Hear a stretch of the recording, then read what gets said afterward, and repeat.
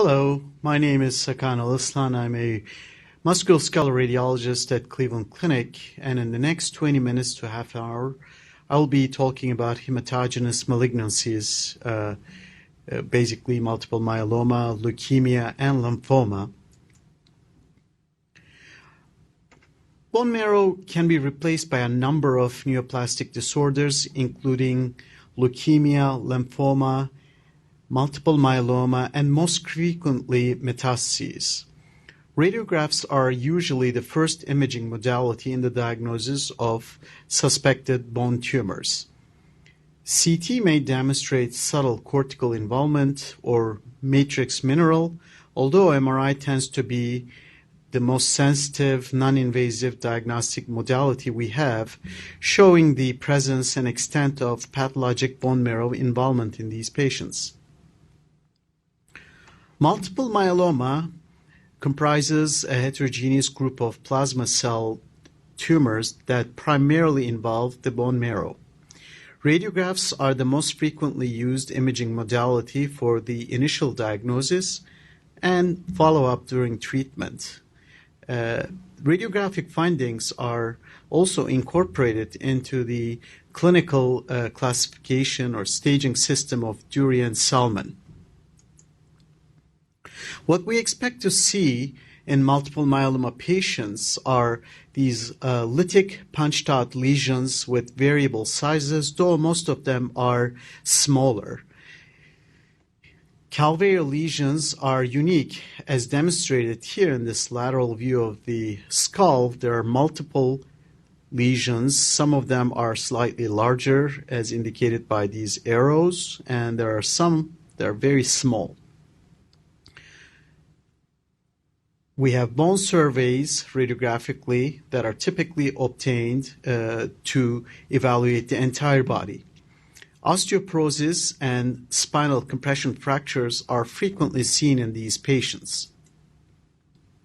Here's another patient with multiple skull lesions. One of them is relatively large. The others are smaller lesions, and they are the typical lytic punched-out lesions that would be pathognomonic for multiple myeloma.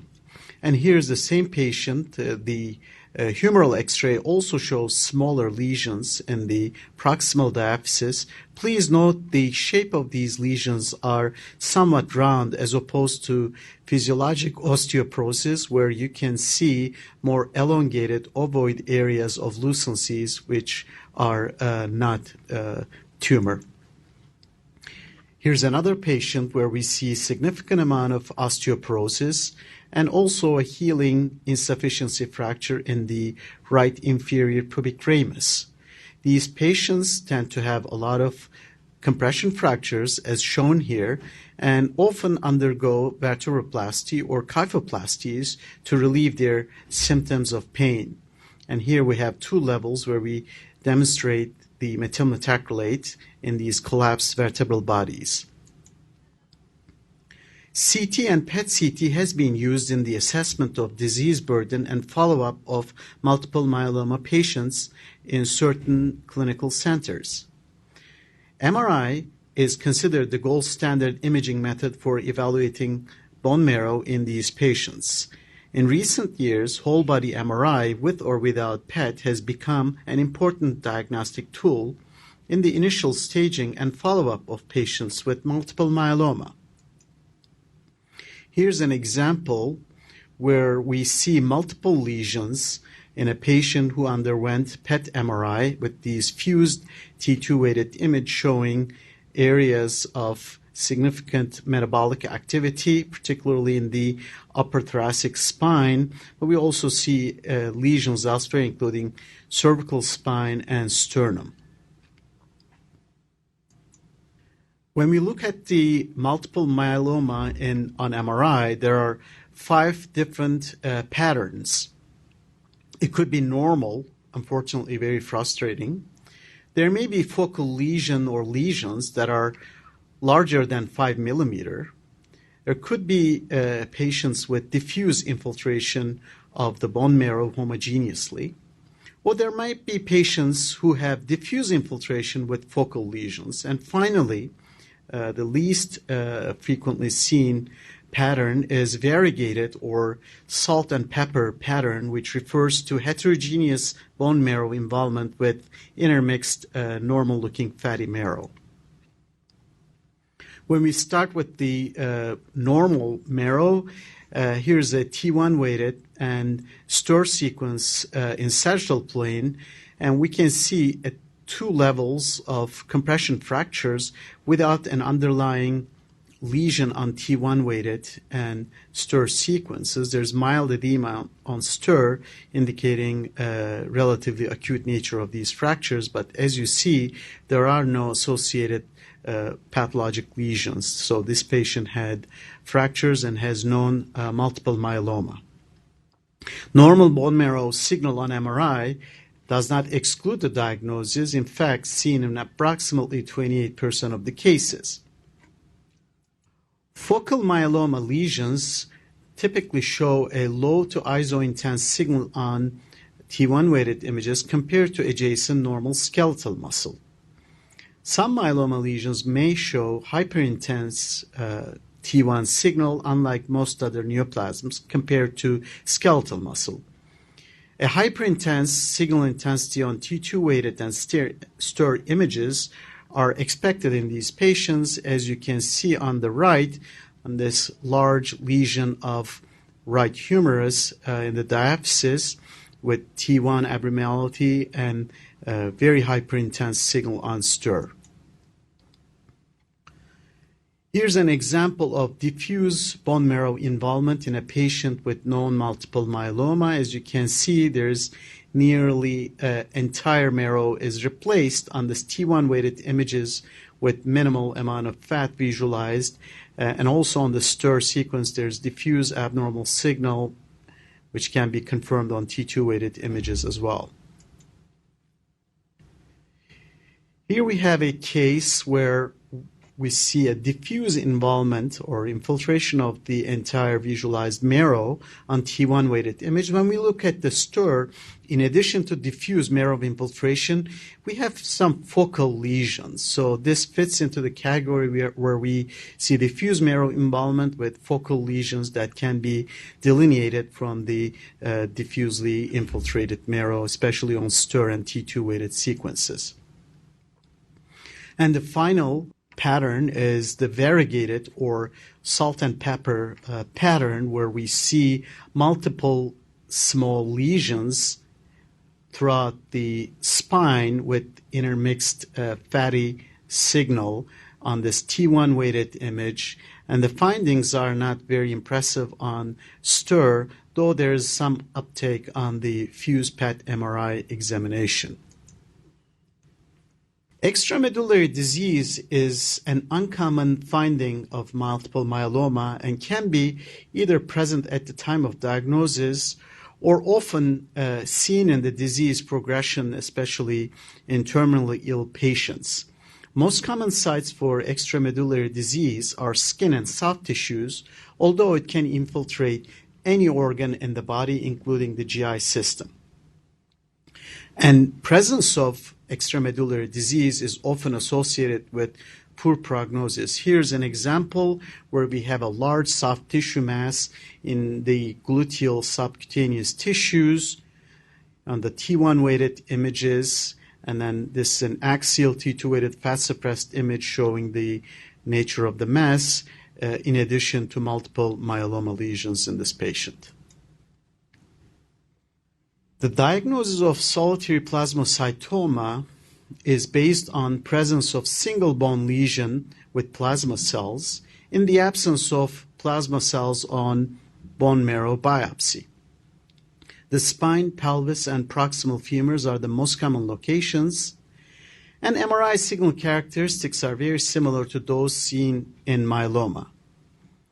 Although the treatment is usually sufficient for local cure, almost all these patients will eventually develop systemic multiple myeloma, likely because of the growth of previously occult lesions. Here's an example of a plasmacytoma involving the sacrum, a large lesion sparing the neural foramina, and it is hypointense on T1 weighted images and markedly hyperintense on the STIR image. Next subject is lymphomas. Lymphomas are malignant neoplasms arising from the lymphatic cells, and usually we encounter two types, Hodgkin versus non-Hodgkin lymphoma. Lymphoma of the bone marrow is often due to secondary involvement from disseminated disease, but can occasionally be present as a primary extranodal disease. Malignant lymphoma of bone and bone marrow comprise about 7% of all malignancies involving bone and approximately 5% of extranodal lymphomas.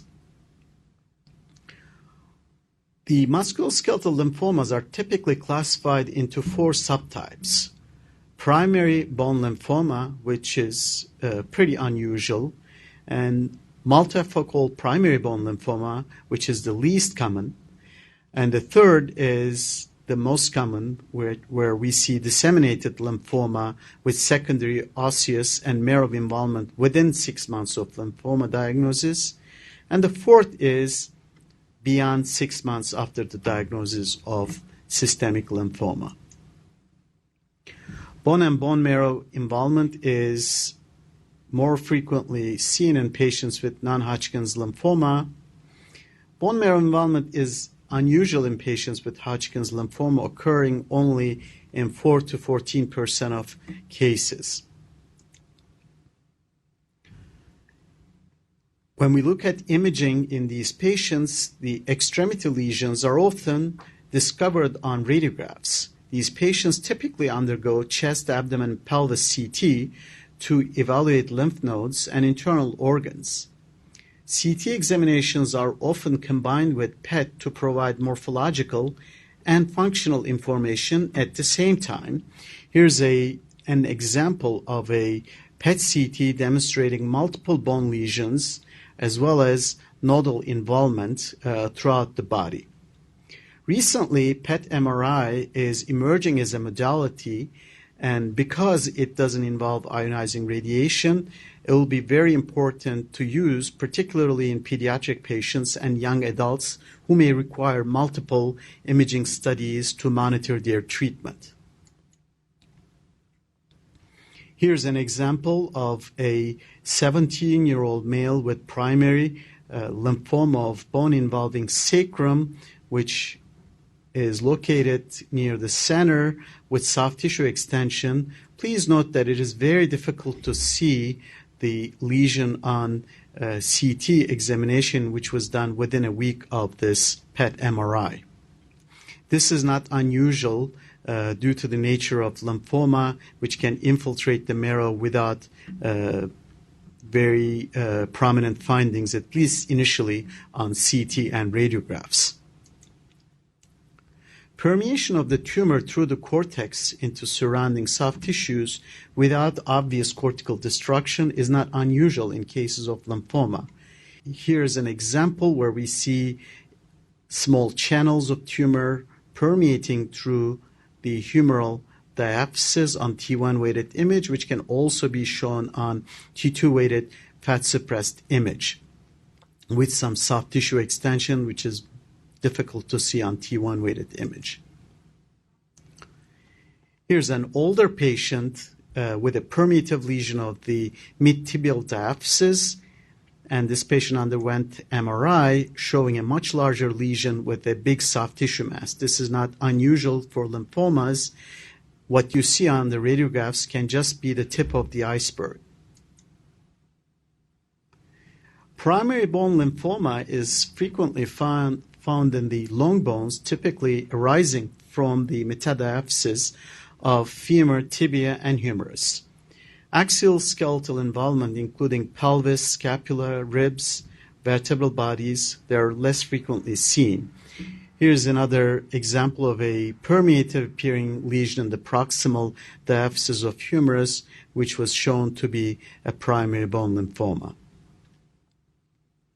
Multifocal primary bone lymphoma can have both axial and appendicular lesions, frequently in distal femur, proximal tibia, and spine, as shown here, We have multiple lesions that are avid on PET-CT involving the lower cervical and upper thoracic vertebra as well as the visualized part of the sternum. Secondary bone lymphoma is more frequently seen in axial skeleton compared to primary and involving spine, pelvis, skull, ribs, and facial bones.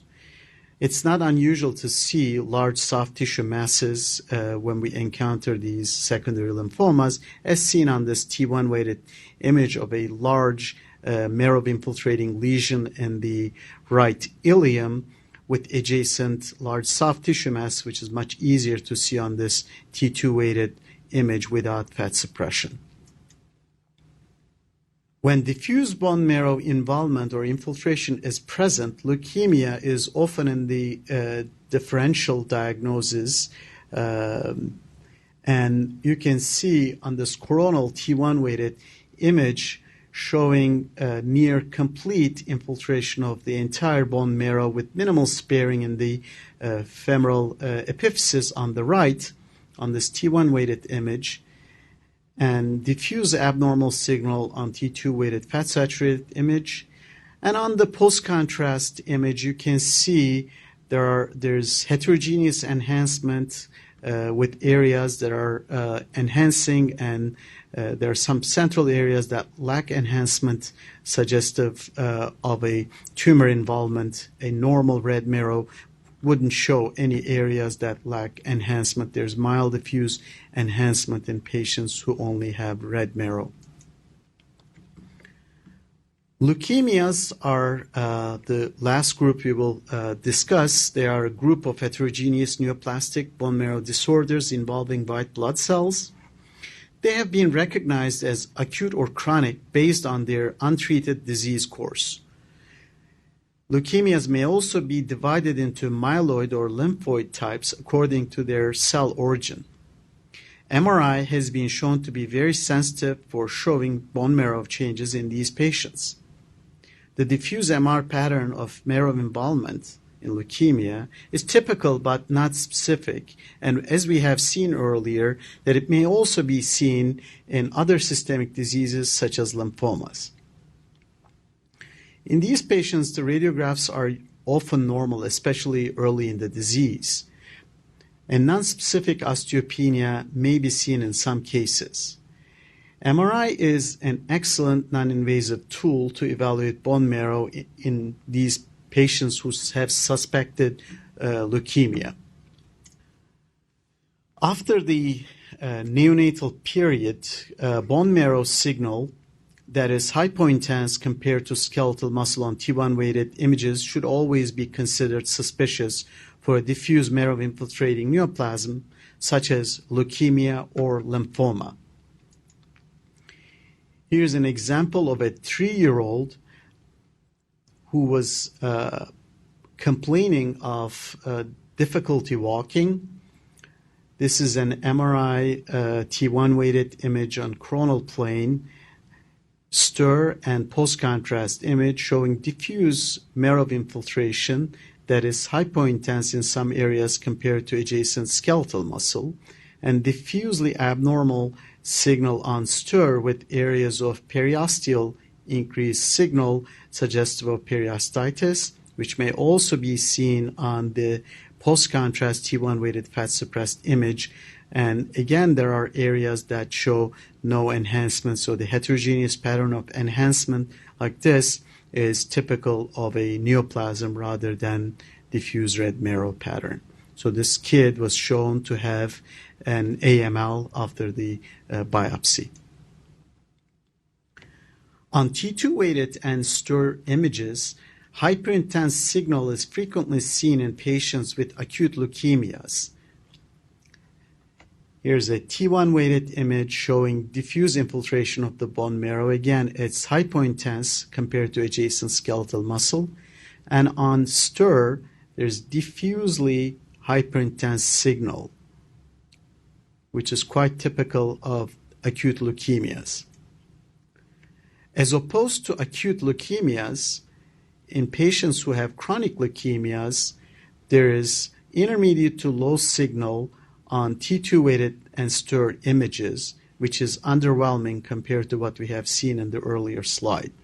There's a T1 weighted image showing diffuse marrow infiltration. When you look at the T2 weighted fat saturated and T2 weighted images without fat saturation, where findings are underwhelming. So this patient has CLL. As with lymphoma, extraosseous extension, or so-called permeation, may also occur without obvious cortical destruction that's visible on radiographs. In patients with acute leukemia, relapse may be seen in the form of a focal disease called chloroma, or more recently, myeloid sarcoma. These can easily be recognized on MRI images as a focus of abnormal bone marrow infiltration with or without soft tissue extension. Again, this is a localized form of relapse. And here you can see an area of abnormal signal in the marrow involving glenoid and parts of the humeral head with an associated large soft tissue mass. So this patient is in relapse, showing a large area of a chloroma. It's much harder to see the findings on T1 weighted image except the infiltration of the bone marrow, though you can see that rotator cuff musculature is poorly defined in these areas where we see the soft tissue mass as opposed to supraspinatus and parts of the infraspinatus. Thank you very much.